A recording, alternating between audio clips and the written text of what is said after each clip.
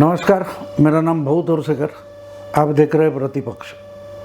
दोस्तों, आज मैं महाराष्ट्र की सरकार यानी महाविकास आघाड़ी सरकार जो 3 पक्षों की बनी है, वो बार बार जो बदले की भावना से केंद्र सरकार काम करती है ऐसा आरोप लगाती है,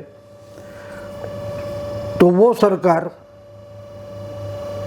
इसका बदला कैसे लेगी इस पर बोलने वाला हूँ, क्योंकि इसके बारे में तो बार बार बोला भी गया है। वैसे हम अगर महाविकास आघाड़ी के अलग अलग प्रवक्ता है या इनका समर्थन करने वाले जो मीडिया वाले हैं, वो बार बार बोलते हुए हमने सुना है कि अगर सेंट्रल गवर्नमेंट के पास ये वो इन्वेस्टिगेटिव एजेंसीज है, तो महाराष्ट्र के पास भी, महाराष्ट्र सरकार के पास भी ऐसी कुछ एजेंसियां हैं, ऐसे कुछ कानून हैं जिसका इस्तेमाल बीजेपी के खिलाफ राजकीय बदले की भावना से किया जा सकता है। और इस पर तो बहुत सारी चर्चा हो चुकी है। असल में देखिए तो आपको याद होगा 15 फरवरी को संजय राउत ने एक सभा आयोजित की थी पत्रकारों की, जिसमें उन्होंने भाषण दिया और उसमें कोई सवाल नहीं पूछा गया, कोई जवाब नहीं दिया गया, सिर्फ आरोप किए गए। उसके बाद वो चीफ मिनिस्टर उद्धव ठाकरे से मिलने गए थे। 2 दिन बाद फिर राज्य के जो गृह मंत्री, होम मिनिस्टर दिलीप वळसे पाटिल, वो भी वर्षा बंगलो पर आए थे, जो मुख्यमंत्री का निवास स्थान है। उधर संजय राउत को बुलाया गया था शायद, और उन्होंने उनके पास जो कोई सबूत बीजेपी नेताओं के खिलाफ है वो होम मिनिस्टर को दिए थे। और उसके बाद बोला गया था कि भैया अगर इसमें कुछ है तो इसकी भी इंक्वायरी हो जाएगी। लेकिन अब 15 दिन हो गए, 15 दिन हो गए, क्योंकि कल फिर से मंगलवार आने वाला है। और संजय राउत ने जो पत्रकार परिषद नाम का भाषण दिया था, उस वक्त भी, उस दिन भी मंगलवार था, तो 15 दिन तो हो चुके। लेकिन अब तक क्या हुआ ये बार बार पूछा जाने लगा, तब जाके कुछ हलचल शुरू हुई ऐसा मुझे लगता है।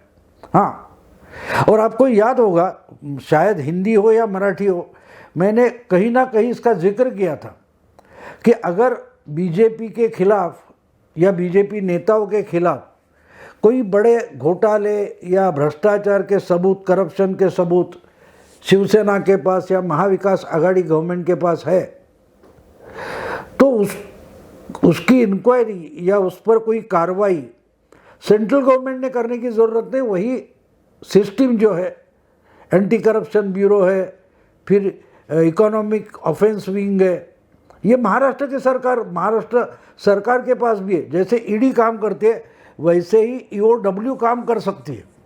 तो क्यों न महाराष्ट्र के जो सत्ता में बैठने वाली पार्टियां हैं, वो सिर्फ आरोप क्यों लगाते, खोखले आरोप क्यों लगाते। उनके पास अगर सबूत है तो घर से निकले, वो कागजात ले ले और ईओडब्ल्यू के पास दे दे, एंटी करप्शन के पास दे दे। लेकिन ये होता नहीं था, शायद हो गया ऐसा मुझे लगता है, क्योंकि मैंने जो मराठी या हिंदी में मेरे वीडियो में एक जिक्र किया था कि इसमें काम करने वाले एक बढ़िया अफसर महाराष्ट्र गवर्नमेंट के पास है, क्यों न उनको काम में लगाया जाए।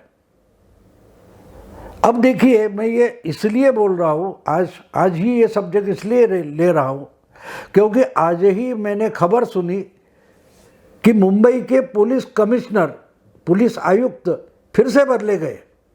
1 साल पहले की शायद बात है, 1 साल से कम दिन हो गए जब परमवीर सिंह मुंबई के पुलिस कमिश्नर हुआ करते थे।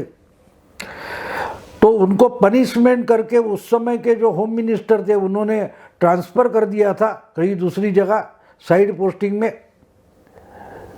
और उनकी जगह जो महाराष्ट्र के पुलिस संचालक थे, महासंचालक थे, director general of police Hemant Nagrale, उनको उठा के मुंबई के कमिश्नर के पद पर लाकर बैठाया गया था।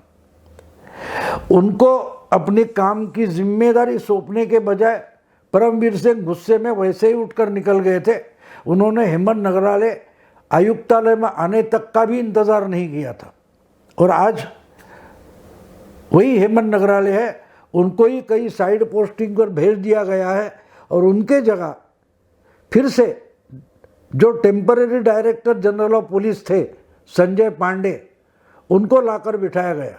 आपको संजय पांडे तो मालूम होगा, क्योंकि यही संजय पांडे है जिनको पहली बार परमवीर के खिलाफ इंक्वायरी सौंपी गई थी। जांच पड़ताल आप कीजिए, जो आरोप परमवीर सिंह पर है उसकी जांच पड़ताल, डिपार्टमेंटल जांच पड़ताल हो, और इसकी जिम्मेदारी जो डायरेक्टर जनरल पुलिस के पद पर बैठे थे संजय पांडे, उनको सौंपी गई थी। लेकिन उनके ही खिलाफ परमवीर ने ऐसे कुछ सबूत पैदा कर दिए, बनवा लिए, कि खुद पांडे ही इंक्वायरी से हट गए, बोले मुझे इस इंक्वायरी में नहीं पढ़ना है। वो पांडे जी हट गए थे। फिर उसके बाद चंदीवाल आयोग वगैरह वगैरह बहुत सारा मामला आपके सामने है। लेकिन आज मैं इसलिए बोल रहा हूँ कि वही संजय पांडे है जिनको अब मुंबई का पुलिस कमिश्नर बना के लाया गया। अब देखते हैं क्या होता है।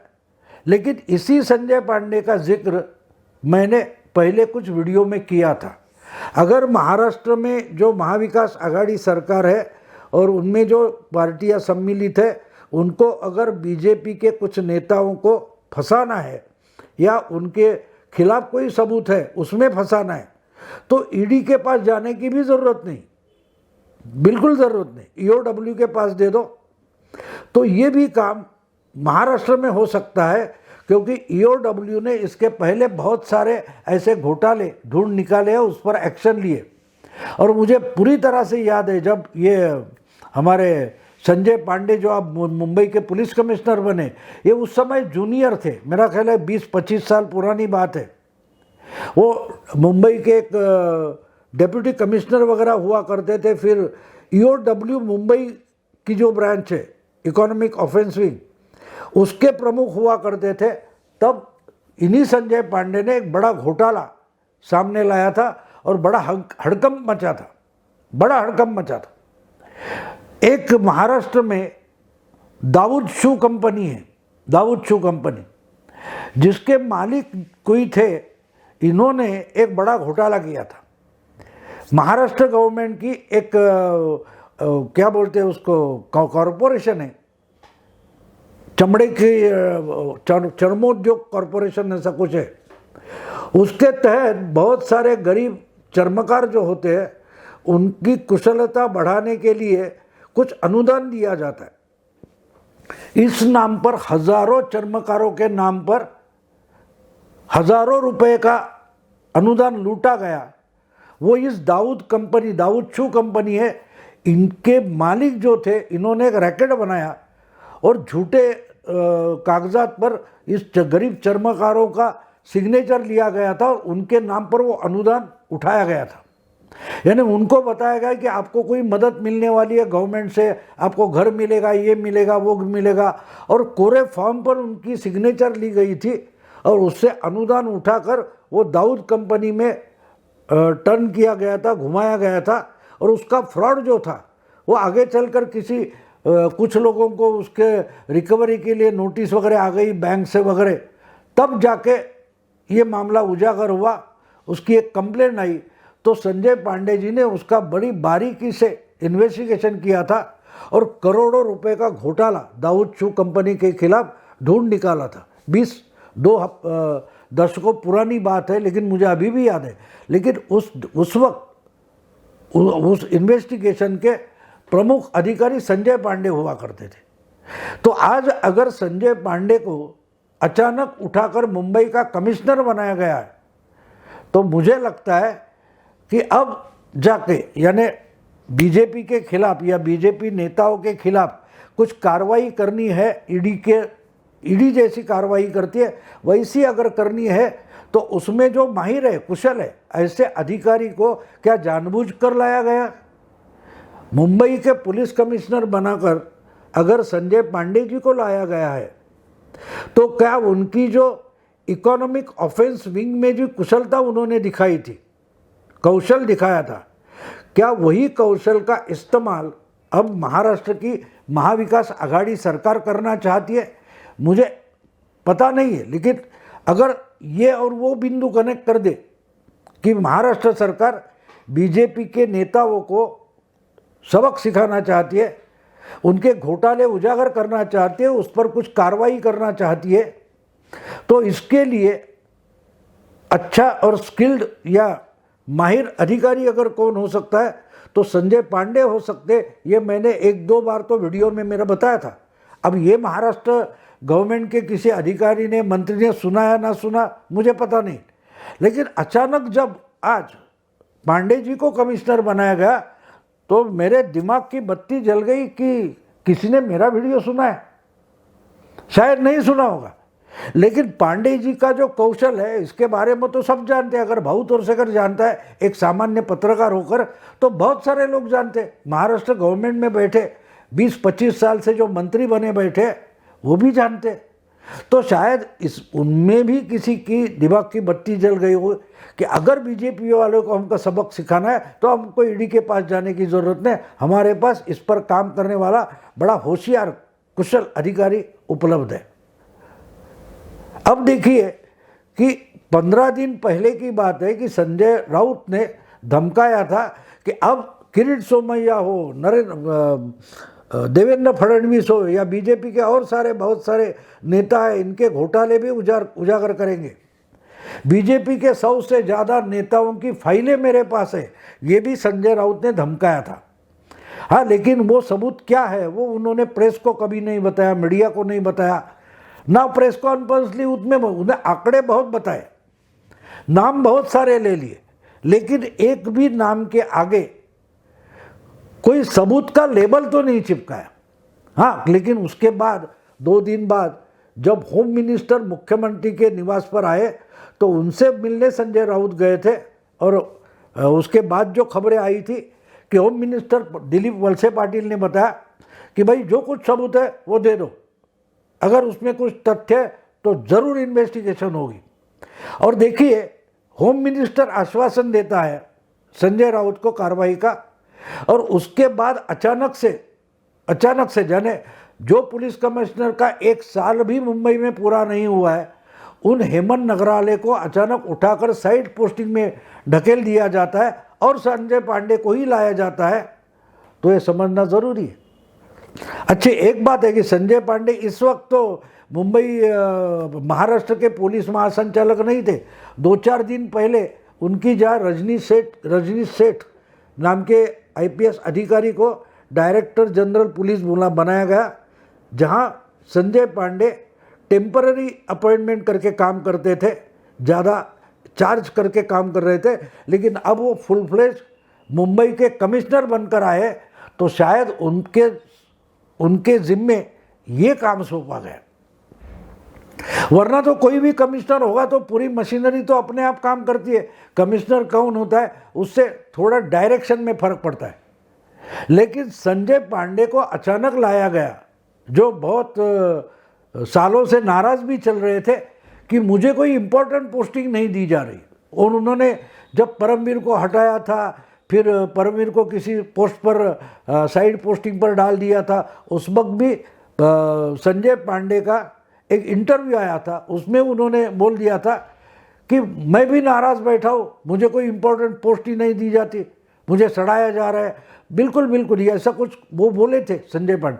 आज अगर अचानक उनको मुंबई का पुलिस कमिश्नर अपॉइंट किया जाता है तो इसका मतलब साफ है कि महाराष्ट्र सरकार की मंशा कुछ गंभीर है। और जिस कुशलता के लिए संजय पांडे जाने जाते हैं, अगर उनको मुंबई के कमिश्नर बना के लाया गया है तो बात साफ है उसी ढंग का काम उनसे करवाया जाएगा। माने के जो इकोनॉमिक ऑफेंस विंग है महाराष्ट्र या मुंबई पुलिस की, वो ज़्यादा एक्टिव हो जाएगी। और जब कमिश्नर खूब इतने पुराने घोटाले ढूंढा हुआ और इन्वेस्टिगेट किया हुआ अधिकारी है, तो वो तो पूरी जान लगा कर काम करेंगे, तो इसलिए मैंने बोला कि बदले की तैयारी। अब मैं इसको बदला नहीं बोलता, लेकिन खुद महाविकास आघाड़ी के लोग बार बार अगर धमका रहे थे या धमकाते रहते हैं कि अगर आपके पास इन्वेस्टिगेशन के अधिकार है और एजेंसीज है तो महाराष्ट्र गवर्नमेंट के पास भी है, ऐसा धमकाया अगर गया है। और इसी पार्श्वभूमि में, इसी बैकग्राउंड में अगर संजय पांडे को मुंबई का कमिश्नर बनाया जाता है तो इसके पीछे कुछ मंशा ज़रूर है। लगता है कि बीजेपी को सबक सिखाने की पूरी तैयारी हो गई है। अगर सेंट्रल गवर्नमेंट या बीजेपी सेंट्रल गवर्नमेंट एजेंसीज का इस्तेमाल करके बदले की भावना से काम कर रही है तो महाराष्ट्र सरकार भी बदले की भावना से काम करेगी, ये बताने का एक तरीका हो सकता है। और जिस कौशलता के लिए संजय पांडे पहचाने जाते हैं, अगर वही कुशलता काम में लानी है, इसलिए उनको लाया गया। देखते हैं अगले कुछ दिन में, हफ्तों में इस दिशा में क्या काम होता है। लेकिन एक बोलूँगा कि किरीट सोमैया हो या और कोई हो, इनको सावध रहना पड़ेगा। सच्चे हो या झूठे, आरोप तो आरोप होते हैं और आरोप के नाम पर एफआईआर दर्ज होता है, और एफआईआर दर्ज होता है तो मुंबई पुलिस किसी को चीटी को भी पकड़ लेती है, चीटी को भी अर्नब बोलती है, अर्नब नाम से पकड़ लेती है, और बाद में कोर्ट में जाकर तय होता है कि भाई ये तो चीटी है, ये तो इंसान ही नहीं, इसका नाम अर्नब गोस्वामी कैसे हो सकता है। तो ये भी हो सकता है, लेकिन एक्शन तो होगी। इसलिए मैं कहूँगा बीजेपी के नेताओं को सावध रहे। अब आपकी बारी है, अब आपकी बारी है। दोस्तों, अगर ये वीडियो पसंद आए लाइक कीजिए, शेयर कीजिए और प्रतिपक्ष को सब्सक्राइब कीजिए। नमस्कार।